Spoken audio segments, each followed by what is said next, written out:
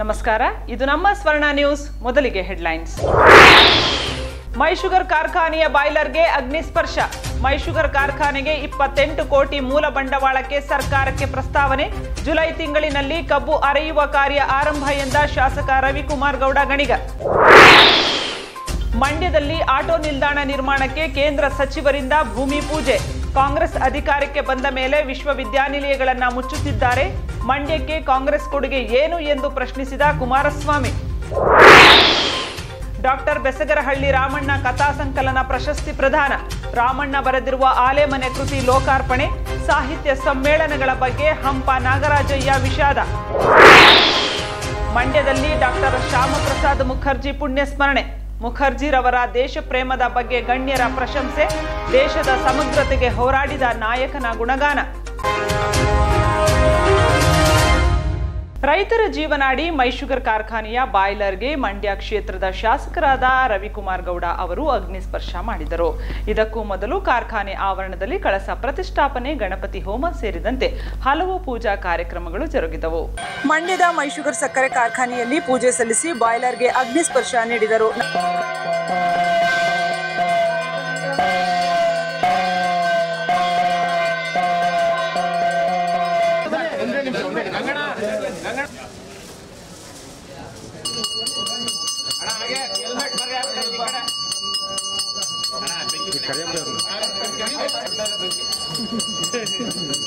ನಂತರ ಮಾಧ್ಯಮದವರೊಂದಿಗೆ ಮಾತನಾಡಿದ ಅವರು, ಮೈಶುಗರ್ ಸಕ್ಕರೆ ಕಾರ್ಖಾನೆಗೆ ಮೂಲ ಬಂಡವಾಳಕ್ಕೆ 28 ಕೋಟಿ ಬಿಡುಗಡೆ ಮಾಡುವಂತೆ ಸರ್ಕಾರಕ್ಕೆ ಪ್ರಸ್ತಾವನೆಯನ್ನ ಮೈಶುಗರ್ ಸಕ್ಕರೆ ಕಾರ್ಖಾನೆಯ ಅಧ್ಯಕ್ಷರು ಸಲ್ಲಿಸಿದ್ದಾರೆ ಎಂದರು. ಮೈಶುಗರ್ ಸಕ್ಕರೆ ಕಾರ್ಖಾನೆ ರೈತರ ಏಳಿಗೆಗಾಗಿ ನಡೆಸುತ್ತಿರುವ ಕಾರ್ಖಾನೆಯಾಗಿದ್ದು, ಕಾರ್ಖಾನೆಯನ್ನ ಲಾಭ ನಷ್ಟ ಲೆಕ್ಕ ಮಾಡಿಕೊಂಡು ನಡೆಸಲು ಸಾಧ್ಯವಿಲ್ಲ. ನಿಧಾನಗತಿಯಲ್ಲಿ ಮೈಶುಗರ್ ಸಕ್ಕರೆ ಕಾರ್ಖಾನೆ ಸಹ ಲಾಭ ಗಳಿಸಲಿದೆ. ಸಮಯಾವಕಾಶ ಬೇಕಿದೆ ಎಂದರು.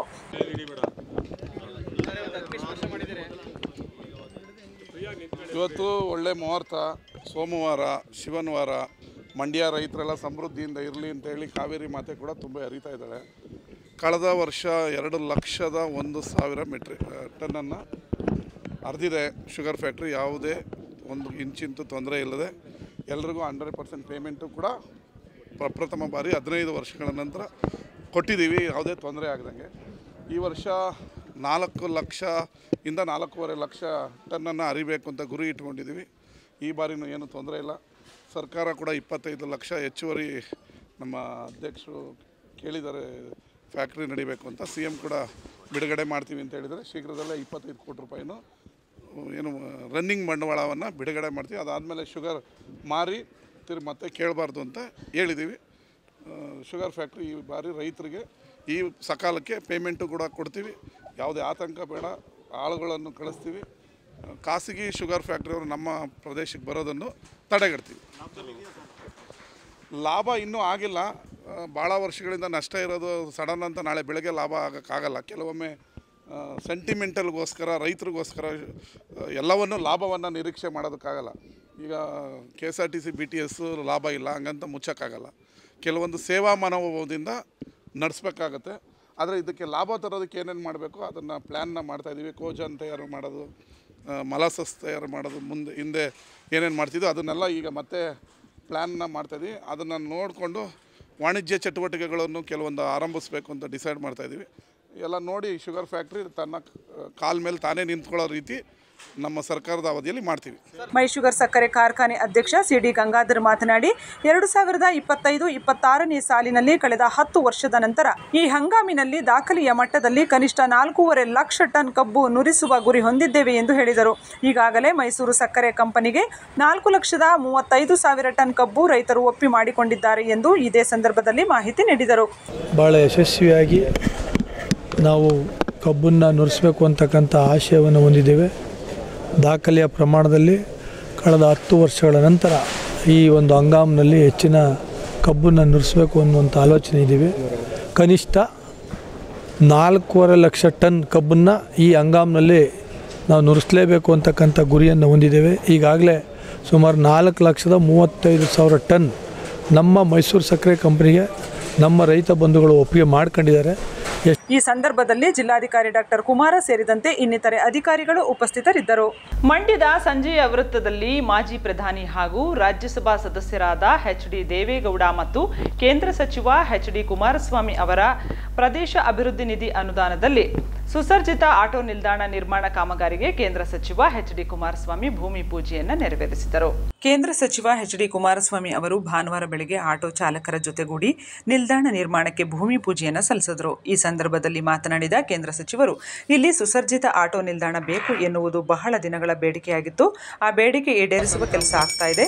ಶೀಘ್ರದಲ್ಲಿಯೇ ಈ ಜಾಗದಲ್ಲಿ ಅತ್ಯುತ್ತಮ ಆಟೋ ನಿಲ್ದಾಣ ತಲೆ ಎತ್ತಲಿದೆ ಎಂದು ಹೇಳಿದರು. ನಿಮ್ಮ ನಿಲ್ದಾಣಕ್ಕೆ ನೀವೇ ಭೂಮಿ ಪೂಜೆ ಮಾಡಿ ಎಂದು ಚಾಲಕ ಮಿತ್ರರಿಗೆ ಹೇಳಿದೆ. ನಾನು ಚಾಲಕರು ಇಬ್ಬರು ಸೇರಿ ನಿಮ್ಮ ನಿಲ್ದಾಣಕ್ಕೆ ನೀವೇ ಭೂಮಿ ಪೂಜೆ ಮಾಡಿ ಎಂದು ಚಾಲಕ ಮಿತ್ರರಿಗೆ ಹೇಳಿದೆ. ನಾನು ಚಾಲಕರು ಇಬ್ಬರು ಸೇರಿ ಭೂಮಿ ಪೂಜೆಯನ್ನು ನೆರವೇರಿಸಿದ್ದೇವೆ.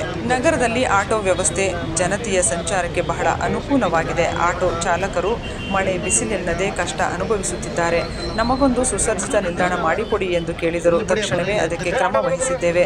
ದೇವೇಗೌಡರ ಸಂಸತ್ ನಿಧಿ ಹಾಗೂ ನನ್ನ ಪಾಲಿನ ಸಂಸತ್ ನಿಧಿ ಅನುದಾನದಿಂದ ಕಾಮಗಾರಿ ಕೈಗೆತ್ತಿಕೊಂಡಿದ್ದೇವೆ. ಈ ಸಂದರ್ಭದಲ್ಲಿ ಅನುದಾನ ನೀಡಿದ ದೇವೇಗೌಡರಿಗೆ ಧನ್ಯವಾದ ಅರ್ಪಿಸುತ್ತೇನೆ ಎಂದು ಸಚಿವರು ಹೇಳಿದರು. ಮಂಡ್ಯ ಲೋಕಸಭಾ ಕ್ಷೇತ್ರದಲ್ಲಿ ನಾನು ಹಲವಾರು ಯೋಜನೆಗಳನ್ನು ಹಾಕಿಕೊಂಡಿದ್ದೇನೆ. ದೊಡ್ಡ ಯೋಜನೆಗಳಿಗೆ ಚಾಲನೆ ಕೊಟ್ಟಾಗಲೂ ನಾನು ಪ್ರಚಾರಕ್ಕೆ ಹಾತೊರೆಯಲಿಲ್ಲ. ಅದು ನನ್ನ ಜಾಯಮಾನವೂ ಅಲ್ಲ. ಪ್ರತಿ ಪಂಚಾಯಿತಿ ಮಟ್ಟದಲ್ಲಿ ಸುಸಜ್ಜಿತ ಆಸ್ಪತ್ರೆ, ಶಾಲೆ ಮಾಡಬೇಕು ಎನ್ನುವುದು ಕನಸಿದೆ. ಮೊದಲ ಹಂತವಾಗಿ 8 ಕೋಟಿ ವೆಚ್ಚದಲ್ಲಿ ಶಾಲೆ ನಿರ್ಮಾಣಕ್ಕೆ ನೀಲನಕ್ಷೆ ಸಿದ್ಧವಾಗಿದೆ ಎಂದು ಕುಮಾರಸ್ವಾಮಿ ಅವರು ಮಾಹಿತಿ ನೀಡಿದರು. ಅಲ್ಲದೆ 100 ನಿಲ್ದಾಣಗಳಲ್ಲಿ ಬಸ್ ಶೆಲ್ಟರ್ಗಳ ನಿರ್ಮಾಣಕ್ಕೆ ಯೋಜನೆ ರೂಪಿಸಿದ್ದೇವೆ. ಜಿಲ್ಲೆಯ ವಿಕಲಚೇತನರಿಗಾಗಿ ದೊಡ್ಡ ಮಟ್ಟದ ಕಾರ್ಯಕ್ರಮ ರೂಪಿಸಿದ್ದೇನೆ ಎಂದು ಸಚಿವರು, ಜಿಲ್ಲೆಗೆ ಪ್ರಮುಖ ಕಾರ್ಖಾನೆ ತರುವ ಪ್ರಯತ್ನ ಮಾಡುತ್ತಿದ್ದೇನೆ. ಅದು ಜಿಲ್ಲೆಯ ಜನರ ದೊಡ್ಡ ನಿರೀಕ್ಷೆಯಾಗಿದೆ. ರಾಜ್ಯ ಸರ್ಕಾರದ ಸಹಕಾರ ಕೊಟ್ಟು ಜಾಗ ಕೊಟ್ಟರೆ ಅದಕ್ಕೆ ತಕ್ಷಣವೇ ಕ್ರಮ ವಹಿಸುತ್ತೇನೆ ಎಂದು ಕುಮಾರಸ್ವಾಮಿ ಅವರು ಘೋಷಣೆ ಮಾಡಿದರು. ಒಂದಿಲ್ಲಿ ರೈತ ಸಂಘದ ಆಶ್ರಯದಲ್ಲಿ ರೈತ ಭವನದ ಒಂದು 5 ಕೋಟಿ ಕಾಮಗಾರಿ ಬೇರೆ. ನನ್ನ ಒಂದು ಕನಸೇನಿತ್ತು, ರಾಜ್ಯದ ಜನ ನನಗೆ ಅಧಿಕಾರ ಕೊಟ್ಟರೆ ಪ್ರತಿ ಪಂಚಾಯಿತಿ ಮಟ್ಟದಲ್ಲಿ ಒಂದು ಸುಸಜ್ಜಿತವಾದಂಥ ಆಸ್ಪತ್ರೆ, ಮಕ್ಕಳ ಒಂದು ಶಿಕ್ಷಣಕ್ಕೆ ಕನ್ನಡ ಮತ್ತು ಇಂಗ್ಲೀಷ್ ಮೀಡಿಯಂನ ಶಾಲೆಗೆ ಚಾಲನೆ ಕೊಡಬೇಕು ಅನ್ನೋದೇನಿತ್ತು. ಒಂದು ಮಾಡಲ್ಲ ಶಾಲೆಯನ್ನು ಸುಮಾರು 7.5 ರಿಂದ 8 ಕೋಟಿ ವೆಚ್ಚದಲ್ಲಿ ಆ ಒಂದು ನನ್ನ ಕನಸೇನಿತ್ತು ಒಂದು ಪಂಚರತ್ನ ಯೋಜನೆಯಲ್ಲಿ ಅದನ್ನು ಒಂದು ಕಾರ್ಯಕ್ರಮವನ್ನು ಪೈಲಟ್ ಪ್ರಾಜೆಕ್ಟ್ ಮಾಡ್ತಕ್ಕಂಥದ್ದಕ್ಕೆ ಈಗಾಗಲೇ ಅದಕ್ಕೆ ನೀಲಿನಕ್ಷೆ ಸಿದ್ಧ ಮಾಡಿದ್ದೇವೆ. ಒಂದು ಆಸ್ಪತ್ರೆಗೂ ಅದೇ ರೀತಿಯಲ್ಲಿ ಆ ನನ್ನ ಕನಸೇನಿತ್ತು ಅದನ್ನು ಮಾಡ್ತಕ್ಕಂಥದ್ದಕ್ಕೆ ಒಂದು ತೀರ್ಮಾನ ತೆಗೆದುಕೊಂಡಿದ್ದೇವೆ. ಈಗಾಗಲೇ ತಗ್ಗಲಿನಲ್ಲಿ ಮೊನ್ನೆ ಗ್ರಾಮಸ್ಥರೇ ಸುಮಾರು 32 ಲಕ್ಷ ರೂಪಾಯಿ ವೆಚ್ಚದಲ್ಲಿ ಸ್ಕೂಲ್ ಕಟ್ಟಡಕ್ಕೆ ಚಾಲನೆ ಕೊಟ್ಕೊಂಡಿದ್ದಾರೆ. ಅವರೇ ಫೌಂಡೇಶನ್ ಮಾಡ್ಕೊಳ್ಳಿ ಅಂತ ಹೇಳಿ. ಅದೇ ರೀತಿಯಲ್ಲಿ ಹಲವಾರು ಭಾಗದಲ್ಲಿ ಶಾಲಾ ಕಟ್ಟಡಗಳು ಐಮಾಸ್ಕ್ ಲೈಟ್ಗಳಿಗೆ ಪ್ರತಿ ಹಳ್ಳಿಯಲ್ಲಿ ಏನೊಂದು ಮನವಿ ಕೊಡ್ತಾ ಇದ್ದಾರೆ. ಸುಮಾರು 75 ಐಮಾಸ್ಕ್ ಲೈಟ್ಗಳನ್ನು ಈಗಾಗಲೇ ಕೆಲಸ ಪ್ರಾರಂಭ ಮಾಡ್ತಕ್ಕಂಥದ್ದಕ್ಕೂ ಎಲ್ಲ ಸೂಚನೆ ಕೊಟ್ಟಿದ್ದೇವೆ. ಜಿಲ್ಲೆಯಲ್ಲಿ ಹೆಚ್ಚಿನ ಪ್ರಮಾಣದಲ್ಲಿ ಉದ್ಯೋಗ ಸೃಷ್ಟಿ ಆಗಬೇಕಾಗಿದೆ. ಈ ಸರ್ಕಾರದಲ್ಲಿ ಏನೇನು ನಡೆಯುತ್ತಿದೆ ಎಂಬುದು ಎಲ್ಲರಿಗೂ ಗೊತ್ತಿದೆ. ಆದರೂ ನನ್ನ ಪ್ರಯತ್ನ ನಾನು ಮಾಡುತ್ತೇನೆ. ಒಂದು ಕೈಗಾರಿಕೆ ಸ್ಥಾಪನೆಗೆ ಪ್ರಾಮಾಣಿಕ ಪ್ರಯತ್ನ ಮಾಡುತ್ತಿದ್ದೇನೆ. ಟೀಕೆಗಳಿಗಿಂತ ಹೆಚ್ಚಾಗಿ ನನ್ನ ಡ್ಯೂಟಿಯನ್ನು ಪ್ರಾಮಾಣಿಕವಾಗಿ ಮಾಡುತ್ತಿದ್ದೇನೆ. ರಾಜ್ಯ ಸರ್ಕಾರದ ಸಹಕಾರದ ಬಗ್ಗೆ ಈಗ ನಾನು ಚರ್ಚೆ ಮಾಡಲ್ಲ ಎಂದು ಕೇಂದ್ರ ಸಚಿವರು ಹೇಳಿದರು. ಇವತ್ತು ಸರ್ಕಾರದ ಹಲವಾರು ಇಲಾಖೆಯಲ್ಲಿ ದುಡ್ಡನ್ನು ರಿಲೀಸ್ ಮಾಡಿಸ್ಕೋಬೇಕಾದ್ರೆ ಶಾಸಕರು ಅವ್ರು ಹೇಳ್ತಾರೆ, ಕೆಲವರು ಇದ್ದಾರೆ ಅದೇ ಜನ, ನಿಮ್ಮದೊಂದು ಲೆಟ್ರೇಡ್ ಕೊಡಿ ಸರ್ ಸಾಕು, ನಾವು ದುಡ್ಡು ತಗೊಂಬರ್ತೀವಿ ಅಂತ. ಹೆಸರಿಗೆ ಶಾಸಕರ ಲೆಟ್ರೇಡು, ಅಲ್ಲಿ ಮಿಡ್ಲ್ ಮ್ಯಾನ್ಗಳು ದುಡ್ಡು ಕೊಟ್ಟು ಹಣ ತರೋದು ಮಾಮೂಲಿ ಸರ್ವೇ ಸಾಮಾನ್ಯ ನಡೀತಾ ಇದೆ. ಇದರಲ್ಲಿ ಏನು ಆಶ್ಚರ್ಯ ಪಡ ಅಂಥದ್ದು ಏನಿಲ್ಲ. ಭಾಳ ಜನ ನನ್ನ ಹತ್ರನೂ ಚರ್ಚೆ ಮಾಡೋದು, ನಮ್ಮೂರಿಗೆ ನಮ್ಮ ಪಂಚಾಯತಿಗೆ ಒಂದು 100 ಮನೆ ತರಕ್ಕೆ ಇಷ್ಟು ಕೊಟ್ಟೋ ಸರ್ ಅಷ್ಟು ಕೊಟ್ಟೋ ಸರ್ ಅಂತ ಹೇಳ್ತಾರೆ. ಎಲ್ಲ ಇಲಾಖೆಯಲ್ಲೂ ನಡೀತಿದೆ, ವರ್ಗಾವಣೆ ಎಲ್ಲ ಪ್ರತಿಯೊಂದರಲ್ಲೂ ಏನೇನು ನಡೀತಿದೆ. ಚರ್ಚೆ ಮಾಡೋದ್ರಲ್ಲಿ ಅರ್ಥ ಇಲ್ಲ ಈ ಸರ್ಕಾರದ ಬಗ್ಗೆ. ಮುಂದಿನ ಚುನಾವಣೆಯವರಿಗೆ ಕಾಯಬೇಕು. ಡಾಕ್ಟರ್ ಬೆಸಗರಹಳ್ಳಿ ರಾಮಣ್ಣ ಪ್ರತಿಷ್ಠಾನದ ವತಿಯಿಂದ 2024ನೇ ಸಾಲಿನ ಡಾಕ್ಟರ್ ಬೆಸಗರಹಳ್ಳಿ ರಾಮಣ್ಣ ಕಥಾ ಸಂಕಲನ ಪ್ರಶಸ್ತಿ ಪ್ರದಾನ ಸಮಾರಂಭ ಹಾಗೂ ಆಲೆಮನೆ ಕೃತಿ ಬಿಡುಗಡೆ ಕಾರ್ಯಕ್ರಮ ಮಂಡ್ಯ ನಗರದಲ್ಲಿರುವ ಡಾಕ್ಟರ್ BR ಅಂಬೇಡ್ಕರ್ ಭವನದಲ್ಲಿ ನಡೆಯಿತು.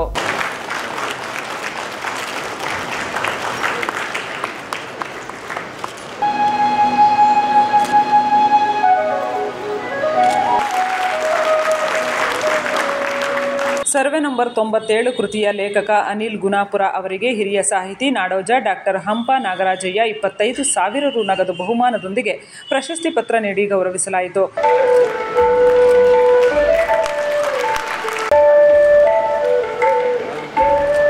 ನಂತರ ಮಾತನಾಡಿದ ಅವರು, ಪ್ರಸ್ತುತ ಕಾಲಘಟ್ಟದಲ್ಲಿ ಕಲೆ, ಸಾಹಿತ್ಯ, ಕಾವ್ಯ, ನಾಟಕ ಸೇರಿದಂತೆ ಎಲ್ಲ ಕಲಾ ಲೋಕದಲ್ಲಿ ಯುವ ಪಂಥ ವಿಜೃಂಭಿಸುತ್ತಿದೆ. ಈ ಸನ್ನಿವೇಶದಲ್ಲಿ ನಮ್ಮ ತಲೆಮಾರು ಒಳಗೊಂಡಿರುವುದು ಅತ್ಯಂತ ಸಂತಸದ ಸಂಗತಿ ಎಂದು ಹೇಳಿದರು. ಇತ್ತೀಚೆಗೆ ಕನ್ನಡ ಸಾಹಿತ್ಯ ಸಮ್ಮೇಳನಗಳು ನಡೆಯುತ್ತಿರುವ ರೀತಿಯನ್ನು ಗಮನಿಸಿದ್ದೇವೆ. ಸಹಸ್ರಾರು ಸಂಖ್ಯೆಯಲ್ಲಿ ಜನ ಸೇರುತ್ತಾರೆ. ಆದರೆ ಸಾಹಿತ್ಯಗೋಷ್ಠಿಗಳು, ಸಂವಾದ ಮುಂತಾದ ಸಾಹಿತ್ಯ ವೇದಿಕೆ ಕಾರ್ಯಕ್ರಮಗಳಲ್ಲಿ ಈ ಸಭಾಂಗಣದಲ್ಲಿ ನೆರೆದಿರುವಷ್ಟೇ ಸಂಖ್ಯೆಯ ಜನ ಇರುತ್ತಾರೆ. ಹಾಗಾಗಿ ಕಥಾ ಸಂಕಲನ ಪ್ರಶಸ್ತಿ ಪ್ರದಾನ ಮಾಡುತ್ತಿರುವ ಡಾಕ್ಟರ್ ಬೆಸಗರಹಳ್ಳಿ ರಾಮಣ್ಣ ಪ್ರತಿಷ್ಠಾನದ ಕಾರ್ಯಕ್ರಮ ಸಾಹಿತ್ಯ ಸಮ್ಮೇಳನದಂತೆಯೇ ಕಂಡುಬರುತ್ತಿದೆ ಎಂದು ಶ್ಲಾಘಿಸಿದರು. ಕೇಳಬೇಕು ಅಂತ ಬಂದು ಕೂತು ನೋಡುವ ಜನ ಇಷ್ಟೇ ಇರ್ತಾರೆ. ಅದರಿಂದ ಅರ್ಥಪೂರ್ಣವಾದಂತಹ ಒಂದು ವಿಶಿಷ್ಟವಾದ ಈ ಕಾರ್ಯಕ್ರಮ ನನಗೆ ತುಂಬ ಸಂತೋಷ ಕೊಟ್ಟಿದೆ. ನಾನು ಮಂಡ್ಯದ ಮಗನೇನೆ ಒಂದು ರೀತಿಯಲ್ಲಿ. ನಮ್ಮ ತಾಯಿ ಇದ್ದಂಗೆ ನನ್ನ ತಮ್ಮ ಧರ್ಮೇಂದ್ರ ಇದ್ದಾರೆ. 10 ವರ್ಷದ ಹುಡುಗ ಪ್ರೈಮರಿ 4ನೇ ಕ್ಲಾಸಿಗೆ ನಾನು ಮಂಡ್ಯಕ್ಕೆ ಶುಗರ್ ಫ್ಯಾಕ್ಟ್ರಿ ಸ್ಕೂಲ್, ಅದು ಇಲ್ಲಿದಲ್ಲ, ಶುಗರ್ ಫ್ಯಾಕ್ಟ್ರಿ ಸ್ಕೂಲ್ನಲ್ಲಿ ಪ್ರಾಥಮಿಕ 4ನೇ ತರಗತಿಗೆ ನಾನು ಬಂದು ಸೇರಿದವನು. ಕಾರ್ಯಕ್ರಮದಲ್ಲಿ ಮುಖ್ಯ ಅತಿಥಿಯಾಗಿ ಪಾಲ್ಗೊಂಡಿದ್ದ ಚಿಂತಕಿ ಡಾಕ್ಟರ್ ಎಚ್.ಎಸ್. ಶ್ರೀಮತಿ ಅವರು ಪುರುಷ ಪ್ರಧಾನ ವ್ಯವಸ್ಥೆ ಹಾಗೂ ಮಾತೃಪ್ರಧಾನ ವ್ಯವಸ್ಥೆಯ ನಡುವಿನ ಹಲವು ಸ್ತರಗಳ ಕುರಿತು ಬೆಳಕು ಚೆಲ್ಲಿದರಲ್ಲದೆ ಪ್ರಸ್ತುತ ಕಾಲಘಟ್ಟದಲ್ಲಿನ ಮಹಿಳೆಯರ ಸಾಮಾಜಿಕ ತಲ್ಲಣಗಳು ಹಾಗೂ ಸಂವೇದನೆಗಳನ್ನು ಪ್ರಸ್ತಾಪಿಸಿದರು. ನಾನು ಸಾಹಿತ್ಯ ಕೃತಿಗಳನ್ನು ಸಾಹಿತ್ಯ ಕೃತಿಯಾಗಿ ಓದೋದು ನಿಲ್ಲಿಸಿ 1-2 ದಶಕಗಳೇ ಕಳೆದು ಇತ್ತೀಚೆಗೆ ಬರೀತಿರುವ ಕಥೆ, ಕಾದಂಬರಿ ಇತ್ಯಾದಿಗಳನ್ನು ವಿಶೇಷವಾಗಿ ಹೆಚ್ಚಾಗಿ ನಾನು ಓದುವುದಿಲ್ಲ. ಕಾರಣ ಇಷ್ಟೇ, ಬಹಳ ವಯಸ್ಸಾದ ಮೇಲೆ ಓದು ಬರಹದಲ್ಲಿ ತೊಡಗಿಕೊಂಡಂಥ ನನಗೆ ನನ್ನ ಯಾವ ಕ್ಷೇತ್ರವನ್ನು ಆಯ್ಕೆ ಮಾಡ್ಕೊಂಡಿದ್ದೇನೋ ಆ ಕೆಲಸವನ್ನ ಇನ್ನೂ ಆರಂಭದ ಸ್ಥಿತಿಯಲ್ಲಿದೆ ಅಂತ ಹಾಗಿದೆ. ತುಮಕೂರು ವಿಶ್ವವಿದ್ಯಾನಿಲಯ ಕನ್ನಡ ಪ್ರಾಧ್ಯಾಪಕರಾದ ಡಾಕ್ಟರ್ ಗೀತಾ ವಸಂತ ಅವರು ಪ್ರಶಸ್ತಿ ವಿಜೇತ ಕೃತಿಯ ಸರ್ವೆ ನಂಬರ್ 97 ಕೃತಿ ಮಾತನಾಡಿದರು.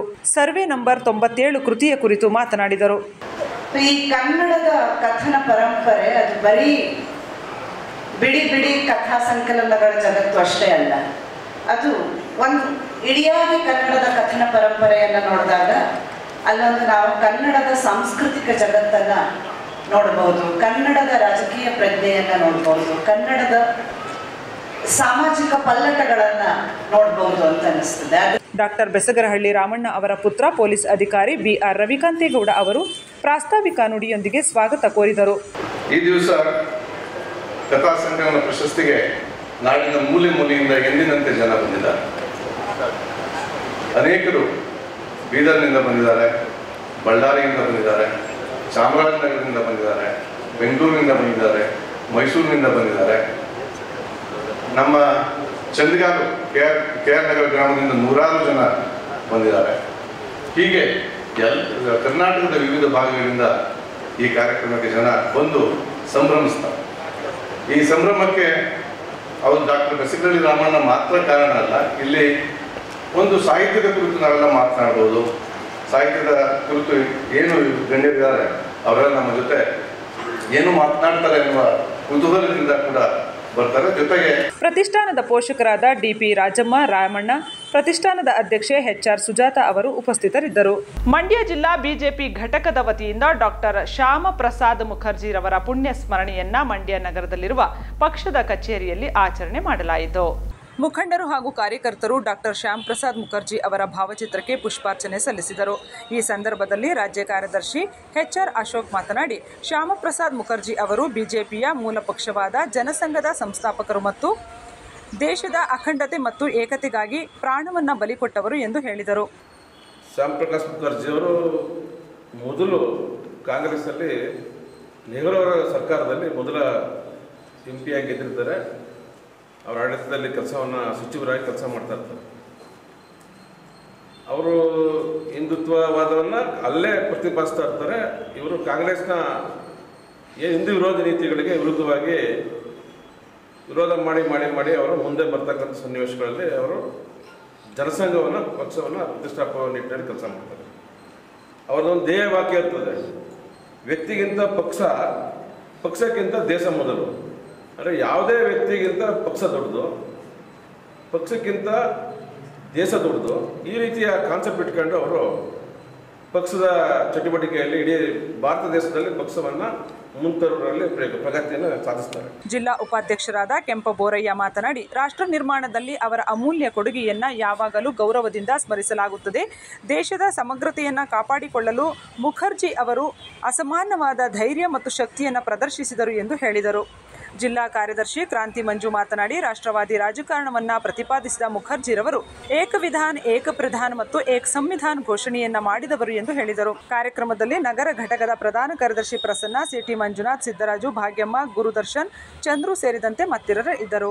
ಪಾಂಡವಪುರ ತಾಲೂಕು ಹಿರೇಮರಳಿ ಗ್ರಾಮದ ಸರ್ಕಾರಿ ಹಿರಿಯ ಪ್ರಾಥಮಿಕ ಶಾಲೆಯ ಮಕ್ಕಳಿಗೆ ಶಾಲಾ ಸಂಸತ್ ಚುನಾವಣೆ ಬಗ್ಗೆ ಮಾದರಿ ಬಗ್ಗೆ ವಿಶೇಷ ಪ್ರದರ್ಶನ ಇತ್ತೀಚೆಗೆ ಶಾಲಾ ಆವರಣದಲ್ಲಿ ಯಶಸ್ವಿಯಾಗಿ ನಡೆಯಿತು.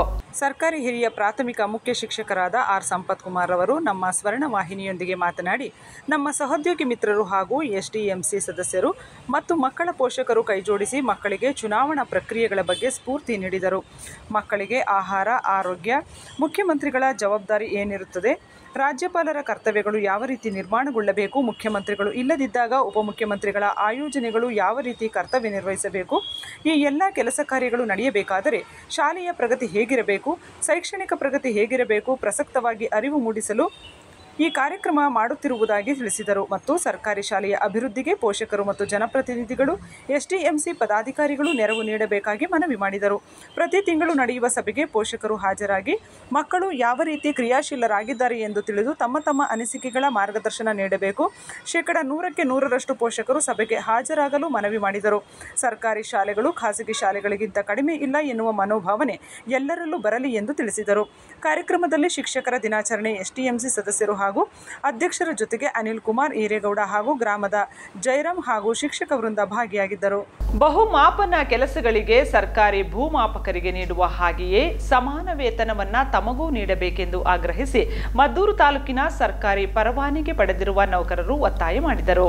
ಈ ಬಗ್ಗೆ ಭೂ ದಾಖಲೆಗಳ ಸಹಾಯಕ ನಿರ್ದೇಶಕರಾದ ಭುವನ ಸುಂದರರವರಿಗೆ ಮನವಿ ಸಲ್ಲಿಸಿ ಒತ್ತಾಯಿಸಲಾಯಿತು. ಪೋಡಿ ಮತ್ತು ನಕ್ಷೆ ತಯಾರಿಕೆಗೆ ಮಾತ್ರ ನಮ್ಮನ್ನು ನಿಯೋಜಿಸಲಾಗಿತ್ತು. ಆದರೆ ಇತ್ತೀಚಿನ ದಿನಗಳಲ್ಲಿ ಎಲ್ಲ ಕೆಲಸಗಳಿಗೂ ನಮ್ಮನ್ನು ನಿಯೋಜಿಸುತ್ತಿದ್ದು, ಆದರೆ ಸರ್ಕಾರಿ ಭೂಮಾಪಕರಿಗೆ ನೀಡುವ ರೀತಿ ಹಣ ಪಾವತಿ ಮಾಡದೆ ನಮ್ಮನ್ನು ಕಡೆಗಣಿಸಲಾಗ್ತಾ ಇದೆ ಎಂದು ದೂರಿದರು. ಕೂಡಲೇ ಈ ಸಮಸ್ಯೆಯನ್ನು ಬಗೆಹರಿಸದಿದ್ದರೆ 26ರಿಂದ ಕೆಲಸಕ್ಕೆ ಗೈರು ಹಾಜರಿ ಆಗುವ ಮೂಲಕ ಪ್ರತಿಭಟಿಸುವುದಾಗಿ ಸರ್ಕಾರಿ ಪರವಾನಗಿ ಭೂಮಾಪಕರು ಎಚ್ಚರಿಸಿದರು. ಈ ವೇಳೆ ಸಂದರ್ಶ್, ಶ್ರೀಧರ್, ಸಚಿನ್, ನರಸಿಂಹೇಗೌಡ, ವೀರೇಂದ್ರ, ಪೂಜಾಶ್ರೀ, ಪ್ರಿಯಾಂಕಾ, ಕೀರ್ತಿಕುಮಾರ್ ಸೇರಿದಂತೆ ಇತರರು ಹಾಜರಿದ್ದರು. ಮಾಜಿ ಪ್ರಧಾನಿ ಹಾಗೂ ಜೆಡಿಎಸ್ ರಾಷ್ಟ್ರೀಯ ಅಧ್ಯಕ್ಷರಾದ ಎಚ್.ಡಿ. ದೇವೇಗೌಡ ಅವರಿಗೆ ಶ್ರೀಗಂಗಾ ಸಾಮ್ರಾಟ ಶ್ರೀ ಪುರುಷ ಪ್ರಶಸ್ತಿಯನ್ನ ಪ್ರದಾನ ಮಾಡಲಾಯಿತು. ಈ ಕಾರ್ಯಕ್ರಮಕ್ಕೆ ನಾಡಿನ ಹಲವು ಮಠಾಧೀಶರು, ಗಣ್ಯರು ಭಾಗಿಯಾಗಿದ್ದರು. ಆದಿಚುಂಚನಗಿರಿ ಪೀಠಾಧ್ಯಕ್ಷರಾದ ಶ್ರೀ ಡಾಕ್ಟರ್ ನಿರ್ಮಲಾನಂದನಾಥ ಮಹಾಸ್ವಾಮೀಜಿಗಳು, ಸುತ್ತೂರು ಮಠದ ಶ್ರೀ ಶಿವರಾತ್ರಿ ದೇಶಿಕೇಂದ್ರ ಮಹಾಸ್ವಾಮೀಜಿ, ಸಿದ್ಧಗಂಗಾ ಮಠದ ಶ್ರೀ ಸಿದ್ಧಲಿಂಗ ಮಹಾಸ್ವಾಮೀಜಿ, ಶ್ರೀ ಬಸವಮೂರ್ತಿ ಮಾದರ ಚೆನ್ನಯ್ಯ ಸ್ವಾಮೀಜಿ, ಶ್ರೀ ನಂಜಾವಧೂತ ಮಹಾಸ್ವಾಮೀಜಿ, ಶ್ರೀ ರಾಮಕೃಷ್ಣ ಆಶ್ರಮದ ಶ್ರೀ ವೀರೇಶಾನಂದ ಸರಸ್ವತಿ ಸ್ವಾಮೀಜಿ, ಆದಿಚುಂಚನಗಿರಿ ವಿಜಯನಗರ ಶಾಖಾ ಮಠದ ಶ್ರೀ ಸೌಮ್ಯನಾಥ ಸ್ವಾಮೀಜಿ, ವಿಶ್ವ ಒಕ್ಕಲಿಗರ ಮಠದ ಶ್ರೀ ನಿಶ್ಚಲಾನಂದನಾಥ ಸ್ವಾಮೀಜಿ ಅವರುಗಳೆಲ್ಲರೂ ದೇವೇಗೌಡರಿಗೆ ಗಂಗಾ ಸಾಮ್ರಾಟ ಶ್ರೀ ಪುರುಷ ಪ್ರಶಸ್ತಿಯನ್ನ ಪ್ರದಾನ ಮಾಡಿ ಗೌರವಿಸಿದರು. ಪ್ರಶಸ್ತಿ ಸ್ವೀಕರಿಸಿ ತೀವ್ರ ಭಾವೋದ್ವೇಗಕ್ಕೆ ಒಳಗಾದ ದೇವೇಗೌಡರು ತಮಗೆ ನೀಡಲಾದ ಈ ಪ್ರಶಸ್ತಿಗೆ ಸಮಸ್ತ ಕನ್ನಡಿಗರ ಪ್ರೀತಿ, ವಿಶ್ವಾಸ ಕಾರಣ ಹಾಗೂ ನನ್ನ ಬದುಕಿನುದ್ದಕ್ಕೂ ನನ್ನ ಪಾಲಿನ ಶಕ್ತಿಯಾಗಿ ಉಳಿದಿರುವ ನನ್ನ ಶ್ರೀಮತಿ ಚೆನ್ನಮ್ಮ ಅವರಿಗೆ ನನ್ನ ಯಶಸ್ಸಿನ ಶ್ರೇಯಸ್ಸು ಸಲ್ಲಬೇಕು ಎಂದು ಹೇಳಿದರು. ನನ್ನ ನಾಡಿನ ಸಮಸ್ಯೆಗಳು ಪರಿಹಾರ ಕಾಣಬೇಕು. ನನ್ನ ಜನರು ತಲೆತಲಾಂತರದಿಂದ ಅನುಭವಿಸೋದನ್ನ ಈ ಆತ್ಮ ನೋಡುತ್ತದೆ. ನಾನು ನರಕದಲ್ಲಿರುತ್ತೇನೆಯೋ ಸ್ವರ್ಗದಲ್ಲಿರುತ್ತೇನೆಯೋ ಗೊತ್ತಿಲ್ಲ, ಆದರೆ ನನ್ನ ಆತ್ಮ ಸದಾ ನೋಡುತ್ತಿರುತ್ತದೆ. ಹೀಗಾಗಿ ಪ್ರಧಾನಿಗಳಿಗೆ ಪತ್ರ ಬರೆದಿದ್ದೇನೆ. ಗೋದಾವರಿ ನೀರಿಗೆ ಮಹದಾಯಿ ನೀರು ಯೋಜನೆ ಆಗಬೇಕು. ಚಳ್ಳಕೆರೆ, ಚಿತ್ರದುರ್ಗ, ಚಿಕ್ಕಬಳ್ಳಾಪುರ, ಕೋಲಾರದಂತಹ ಬಯಲು ಪ್ರದೇಶಗಳಿಗೆ ನೀರು ಸಿಗಬೇಕು. ರಾಜ್ಯಸಭೆಯಲ್ಲಿ ನನ್ನ ಹೋರಾಟ ಇನ್ನೊಂದು ವರ್ಷಗಳ ಕಾಲ ಇರಬಹುದು. ಆದ್ದರಿಂದ ಎಲ್ಲರೂ ಇವತ್ತು ನನ್ನನ್ನು ಎತ್ತಿಕೊಂಡು ಬಂದು ಕೂರಿಸಿದ್ದಾರೆ ಎಂದು ಅವರು ಹೇಳಿದರು. ಈ ಸಂದರ್ಭದಲ್ಲಿ ಎಲ್ಲ ಸ್ವಾಮೀಜಿಗಳು ಆಶೀರ್ವಚನ ನೀಡಿ ದೇವೇಗೌಡರನ್ನ ಆಶೀರ್ವದಿಸಿದರು. ಕೇಂದ್ರ ಸಚಿವ ಎಚ್.ಡಿ. ಕುಮಾರಸ್ವಾಮಿ, ಸುಪ್ರೀಂ ಕೋರ್ಟ್ ವಿಶ್ರಾಂತ ಮುಖ್ಯ ನ್ಯಾಯಮೂರ್ತಿ ಎಂ.ಎನ್. ವೆಂಕಟಾಚಲಯ್ಯ, ಕೇಂದ್ರದ ಮಾಜಿ ಸಚಿವ ಡಿ.ವಿ. ಸದಾನಂದಗೌಡ, ಆದಿಚುಂಚನಗಿರಿ ಹಾಸನ ಶಾಖಾ ಮಠದ ಶ್ರೀ ಶಂಭುನಾಥ ಸ್ವಾಮೀಜಿ, ದೇವೇಗೌಡರ ಕುಟುಂಬದ ಸದಸ್ಯರು, ಅಸಂಖ್ಯಾತ ಅಭಿಮಾನಿಗಳು ಈ ಸಮಾರಂಭದಲ್ಲಿ ಭಾಗಿಯಾಗಿದ್ದರು. ಕೇಂದ್ರ ಸಚಿವ ಎಚ್.ಡಿ. ಕುಮಾರಸ್ವಾಮಿ ಅವರು ಈ ಸಂದರ್ಭದಲ್ಲಿ ಆಯೋಜಿಸಲಾಗಿದ್ದ ದೇವೇಗೌಡರ ಅಪರೂಪದ ಛಾಯಾಚಿತ್ರಗಳ ಪ್ರದರ್ಶನವನ್ನು ಉದ್ಘಾಟಿಸಿದರು. ಮದ್ದೂರು ತಾಲೂಕಿನ ಭಾರತಿ ನಗರದ ಸ್ಫೂರ್ತಿ ಪತ್ತಿನ ಸಹಕಾರ ಸಂಘದ ಬೆಳ್ಳಿ ಹಬ್ಬವನ್ನು ಸೆಪ್ಟೆಂಬರ್ 19 ಹಾಗೂ 20ರಂದು 2 ದಿನಗಳ ಕಾಲ ಆಚರಣೆ ಮಾಡಲಾಗುವುದು ಎಂದು ಸ್ಫೂರ್ತಿ ಪತ್ತಿನ ಸಹಕಾರ ಸಂಘದ ಅಧ್ಯಕ್ಷರಾದ ಶಿವರಾಮು ತಿಳಿಸಿದರು. ಭಾರತಿ ನಗರದ ಸ್ಫೂರ್ತಿ ಪತ್ತಿನ ಸಹಕಾರ ಸಂಘದಲ್ಲಿ ನಡೆದ ಸಭೆಯಲ್ಲಿ ಕೆಎಲ್ ಶಿವರಾಮು ಅವರು ಮಂಗಳವಾರ ಸಂಜೆ 4 ಗಂಟೆಯಲ್ಲಿ ಮಾತನಾಡಿ, ಸ್ಫೂರ್ತಿ ಪತ್ತಿನ ಸಹಕಾರ ಸಂಘದ ಸ್ಥಾಪನೆಗಾಗಿ 25 ವರ್ಷ ತುಂಬಿರುವುದರಿಂದ ಸೆಪ್ಟೆಂಬರ್ 19, 20ರಂದು ಬೆಳ್ಳಿ ಹಬ್ಬವನ್ನು ವಿಜೃಂಭಣೆಯಿಂದ ಮಾಡಲು ನಿರ್ದೇಶಕರು ಮತ್ತು ಸದಸ್ಯರು ಸಹಕರಿಸಬೇಕೆಂದು ಮನವಿ ಮಾಡಿದರು.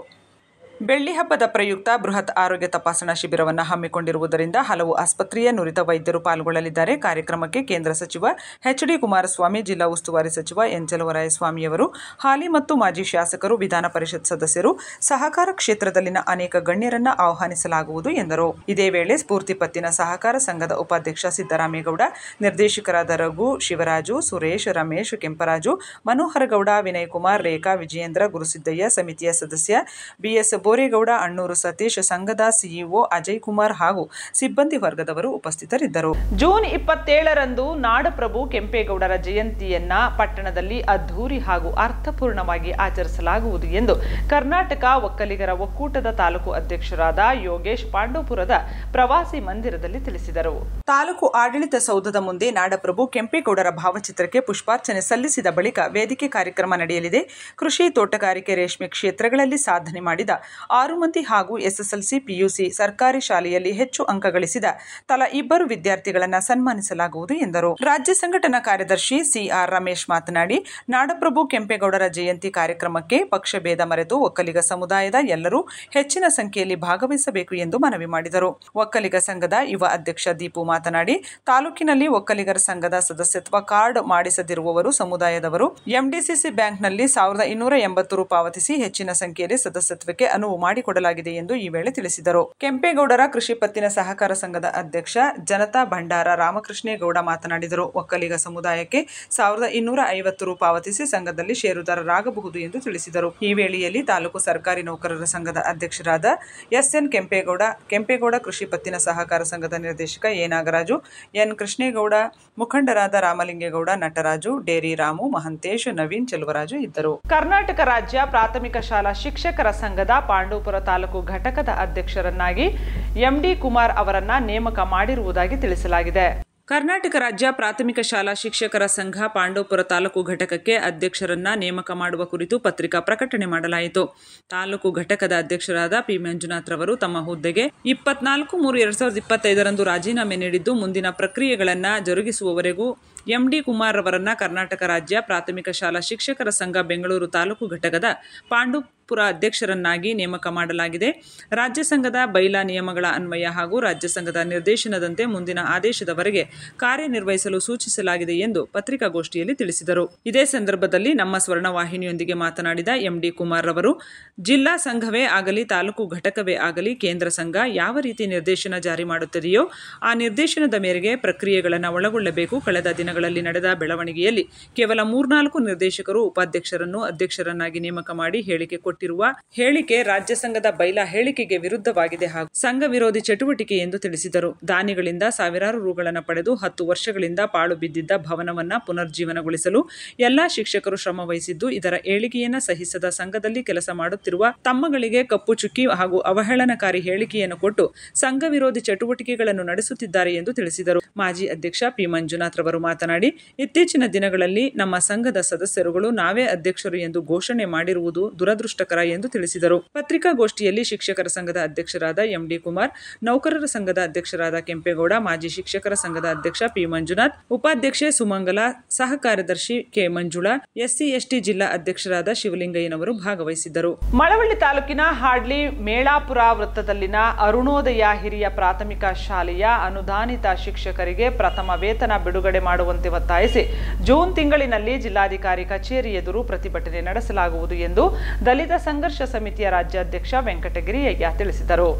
ಸುದ್ದಿಗೋಷ್ಠಿಯಲ್ಲಿ ಮಾತನಾಡಿದ ಅವರು ಅರುಣೋದಯ ಹಿರಿಯ ಪ್ರಾಥಮಿಕ ಶಾಲೆಯ ಅನುದಾನಿತ ಶಿಕ್ಷಕರಿಗೆ ಪ್ರಥಮ ವೇತನ ಪ್ರಮಾಣ ಪತ್ರ ಪಡೆಯಲು ಶಿಫಾರಸು ಮಾಡದ ಡಿಡಿಪಿಐ ಶಿವರಾಮೇಗೌಡ ಲಂಚಕ್ಕೆ ಬೇಡಿಕೆ ಇಟ್ಟಿದ್ದು ಶಿಕ್ಷಕರಿಗೆ ವೇತನ ಪಡೆಯಲು ಸಾಧ್ಯವಾಗದಂತೆ ತಡೆಯೊಡ್ಡಿದ್ದಾರೆ ಎಂದು ಆರೋಪಿಸಿದರು. ಸದರಿ ಶಾಲೆಯಲ್ಲಿ ಪರಿಶಿಷ್ಟ ಜಾತಿಗೆ ಸೇರಿದ ಮುಖ್ಯ ಶಿಕ್ಷಕ ರಮೇಶ್, ಪರಿಶಿಷ್ಟ ಪಂಗಡಕ್ಕೆ ಸೇರಿದ ಸಹ ಶಿಕ್ಷಕಿ ಪಲ್ಲವಿ, ಸಾಮಾನ್ಯ ವರ್ಗಕ್ಕೆ ಸೇರಿದ ಶಿಕ್ಷಕರಾದ ಹೂವೆ ಮಹಾದೇವಿ ಹಾಗೂ ಮಮತಾ ಅವರು ಶಾಲೆಯಿಂದ ಸಾರಿಗೆ ಭತ್ಯೆಯ ವೇತನ ಪಡೆದು 170 ಮಕ್ಕಳಿಗೆ ಶಿಕ್ಷಣ ನೀಡುತ್ತಿದ್ದು 2 ವರ್ಷಗಳ ಹಿಂದೆಯೇ ಶಾಲೆ ಅನುದಾನಿತ ಶಾಲೆಯಾಗಿ ಘೋಷಣೆಯಾಗಿದ್ದರೂ ಶಿಕ್ಷಕರಿಗೆ ಪ್ರಥಮ ವೇತನ ಪ್ರಮಾಣ ಪತ್ರ ಪಡೆಯಲು ಜಿಲ್ಲಾ ಪಂಚಾಯತ್ ಸಿಇಒ ಅವರಿಗೆ ಶಿಫಾರಸು ಮಾಡುವುದಕ್ಕೆ ಡಿಡಿಪಿಐ ಶಿವರಾಮೇಗೌಡ ಸತಾಯಿಸುತ್ತಿದ್ದಾರೆ ಎಂದು ದೂರಿದರು. ಬಹುಶಃ ಅವರು ಬೇರೆ ಬೇರೆ ತಾಲೂಕಿಂದ ಬಂದು ಮಳವಳ್ಳಿಯಲ್ಲಿ ಸೆಟ್ಲಾಗಿ ಇಡೀ ಕುಟುಂಬ ಅಲ್ಲಿ ಉಳ್ಕೊಂಡು ಪಾಠಶಾಲೆಯಲ್ಲಿ ಕರ್ತವ್ಯ ನಿರ್ವಹಿಸ್ತಾ ಇರ್ತಕ್ಕಂಥ 4 ಜನ ಶಿಕ್ಷಕರಿಗೆ ಸಂಬಳ ಸಾರಿಗೆ ಕೊಡ್ದೇನೆ, ಅವರಿಗೆ ಪ್ರಮಾಣ ಪತ್ರ ರಿಲೀಸ್ ಮಾಡ್ದೇನೆ ಭಾಳ ದೌರ್ಜನ್ಯ ಮಾಡ್ತಾ ಇರ್ತಕ್ಕಂಥ DDP ಅವರು ಜನವಿರೋಧಿಯಾಗಿದ್ದಾರೆ. ಮತ್ತು ಈ ಶಿಕ್ಷಕರ ನೊಂದ ಶಿಕ್ಷಕರ ಬದುಕಿಗೆ ಮರಣ ಶಾಸನ ಬರೀಲಿಕ್ಕೆ ಹೊರಟಿದ್ದಾರೆ.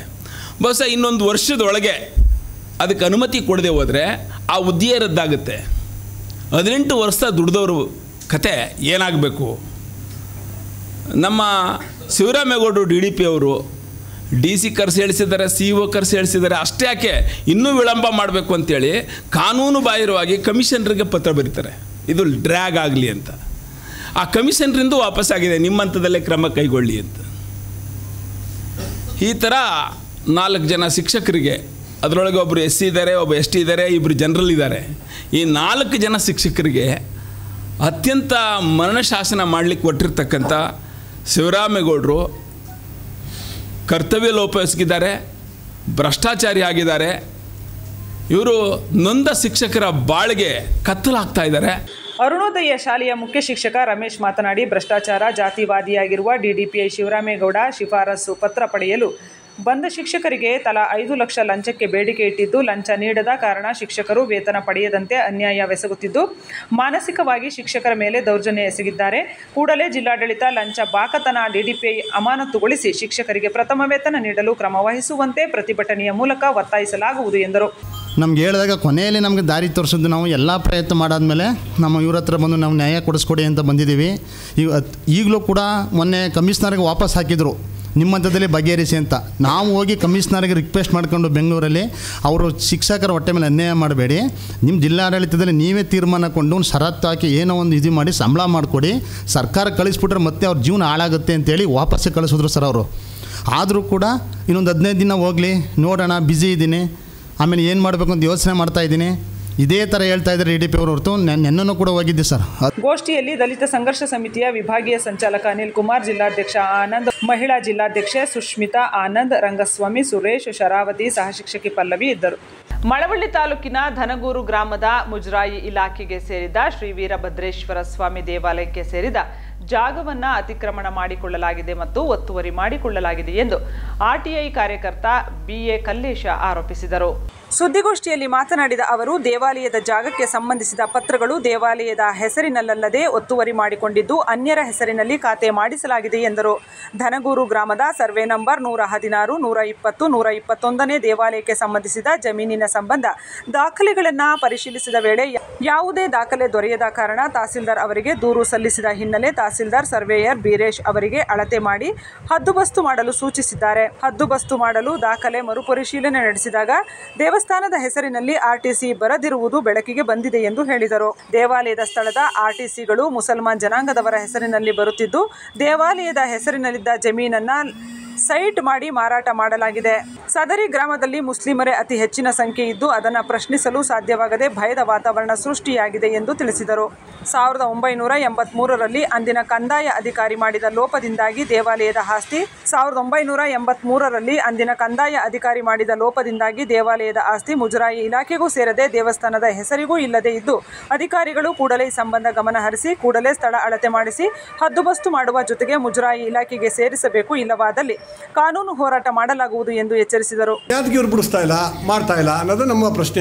ಅದು ಇಲ್ಲಿ ನೋಡಿ, ಹಿಂದೆ ಇದಿದೆ ಹನುಮಂತರಾಯನ ದೇವಸ್ಥಾನ ಅಂತ ಇದು ಸೇರುತ್ತಲ್ಲ ಅಂತ ಕೊಟ್ಟಿದ್ದಾರೆ, ಎಲ್ಲ ಕೊಟ್ಟಿದ್ದಾರೆ. ಅವ್ರನ್ನ ಕರ್ಕೊಂಡೋಗಿ ಅಮಾಯಕರನ್ನ ಮತ್ತು ಟ್ರಸ್ಟಿಗಳನ್ನ ಕೇಸ್ ಬುಕ್ ಮಾಡ್ತಾರೆ, ಯಾರನ್ನ ಮಾತು ಕೇಳಿ, ಸ್ಥಳೀಯ ರಾಜಕಾರಣಿಗಳ ಮಾತು ಕೇಳಿ. ಇದು ತಾವೇ ಕೊಡ್ತಾರೆ ಮುಜಾಯಿಲಿಕ್ಕೆದು ಅಂತ. ಅದನ್ನ ಯಾಕೆ ಅಳತೆ ಮಾಡಿ ಬಿಡ್ಸೋಕ್ಕಾಗಲ್ಲ ಇವರು? ಅರ್ಚಕರು ಏನಂತಾರೆ ಸರ್, ಅರ್ಚಕರುಗಳಿಗೆ ತಸ್ತಿಕೆಲ್ಲ ಬರ್ತದೆ ಅಂತ ಸರ್. ಹಾಂ, ದೇವಸ್ಥಾನ ಅಂತ ಆಯ್ತು. ಹೌದು ಸರ್. ಅವ್ರ ಅರ್ಚಕರು ಏನು ಹೇಳ್ತಾರೆ? ಅದೇ ಅವರು ನಾವು ಪೂಜೆ ಮಾಡ್ತಾ ಇರ್ತೀವಿ, ನಮಗೆ ದಸ್ತಿಗೆ 60,000 ಏನೋ ಬರ್ತಾಯಿದೆ ವರ್ಷಕ್ಕೆ. ಆದರೆ ಇದು ಹೆಂಗೋಯ್ತು ಏನು ನನಗೆ ಗೊತ್ತಿಲ್ಲ ಅಂತ ಅವ್ರು ಹೇಳ್ತಾರೆ. ಗೋಷ್ಠಿಯಲ್ಲಿ ದೇವಾಲಯದ ದೇವರ ಒಕ್ಕಲಿನ ಆನಂದ್, ಒಕ್ಕಲಿಗರ ಸಂಘದ ತಾಲೂಕು ಅಧ್ಯಕ್ಷ ಶಿವಣ್ಣ ಇದ್ದರು. ಕೊನೆಯಲ್ಲಿ ಮತ್ತೊಮ್ಮೆ ಹೆಡ್ಲೈನ್ಸ್. ಮೈಶುಗರ್ ಕಾರ್ಖಾನೆಯ ಬಾಯ್ಲರ್ಗೆ ಅಗ್ನಿಸ್ಪರ್ಶ. ಮೈಶುಗರ್ ಕಾರ್ಖಾನೆಗೆ 28 ಕೋಟಿ ಮೂಲ ಬಂಡವಾಳಕ್ಕೆ ಸರ್ಕಾರಕ್ಕೆ ಪ್ರಸ್ತಾವನೆ. ಜುಲೈ ತಿಂಗಳಿನಲ್ಲಿ ಕಬ್ಬು ಅರೆಯುವ ಕಾರ್ಯ ಆರಂಭ ಎಂದ ಶಾಸಕ ರವಿಕುಮಾರ್ ಗೌಡ ಗಣಿಗ. ಮಂಡ್ಯದಲ್ಲಿ ಆಟೋ ನಿಲ್ದಾಣ ನಿರ್ಮಾಣಕ್ಕೆ ಕೇಂದ್ರ ಸಚಿವರಿಂದ ಭೂಮಿ ಪೂಜೆ. ಕಾಂಗ್ರೆಸ್ ಅಧಿಕಾರಕ್ಕೆ ಬಂದ ಮೇಲೆ ವಿಶ್ವವಿದ್ಯಾನಿಲಯಗಳನ್ನು ಮುಚ್ಚುತ್ತಿದ್ದಾರೆ. ಮಂಡ್ಯಕ್ಕೆ ಕಾಂಗ್ರೆಸ್ ಕೊಡುಗೆ ಏನು ಎಂದು ಪ್ರಶ್ನಿಸಿದ ಕುಮಾರಸ್ವಾಮಿ. ಡಾಕ್ಟರ್ ಬೆಸಗರಹಳ್ಳಿ ರಾಮಣ್ಣ ಕಥಾ ಸಂಕಲನ ಪ್ರಶಸ್ತಿ ಪ್ರದಾನ. ರಾಮಣ್ಣ ಬರೆದಿರುವ ಆಲೆಮನೆ ಕೃತಿ ಲೋಕಾರ್ಪಣೆ. ಸಾಹಿತ್ಯ ಸಮ್ಮೇಳನಗಳ ಬಗ್ಗೆ ಹಂಪ ನಾಗರಾಜಯ್ಯ ವಿಷಾದ. ಮಂಡ್ಯದಲ್ಲಿ ಡಾಕ್ಟರ್ ಶ್ಯಾಮಪ್ರಸಾದ್ ಮುಖರ್ಜಿ ಪುಣ್ಯಸ್ಮರಣೆ. ಮುಖರ್ಜಿರವರ ದೇಶ ಪ್ರೇಮದ ಬಗ್ಗೆ ಗಣ್ಯರ ಪ್ರಶಂಸೆ. ದೇಶದ ಸಮಗ್ರತೆಗೆ ಹೋರಾಡಿದ ನಾಯಕನ ಗುಣಗಾನ. ಇದಿಷ್ಟು ಇವತ್ತಿನ ಸುದ್ದಿಗಳು. ಇದು ನಮ್ಮ ಸ್ವರ್ಣ ನ್ಯೂಸ್. ಬಾಂಧವ್ಯದ ಬೆಸುಗೆ ನಮಸ್ಕಾರ.